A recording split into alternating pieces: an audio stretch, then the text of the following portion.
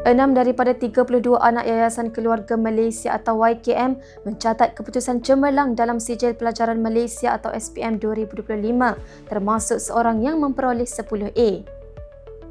Pengerusinya Ismail Sabri Yaakob berkata kejayaan itu bukan sekadar pencapaian akademik tetapi bukti kekuatan semangat dan ketabahan mereka dalam mengharungi cabaran hidup.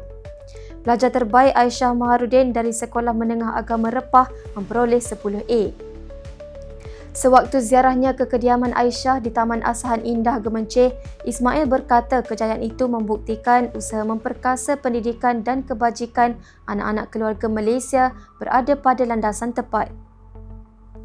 Bersama Ahli Parlimen Tampin Isam Isa, bekas Perdana Menteri itu turut menziarah Nur Akilah Alia di Felda Jelai 4, Kemas. Kedua-dua pelajar itu menerima bantuan kecemerlangan SPM 2025 sebagai penghargaan atas kejayaan mereka.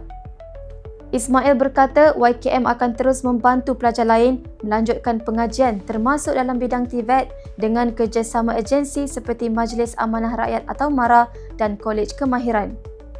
Manakala semua anak YKM yang memperoleh 5A ke atas akan menerima bantuan kecemerlangan yang akan dikreditkan ke akaun masing-masing. Khadijah Junoh, FMT.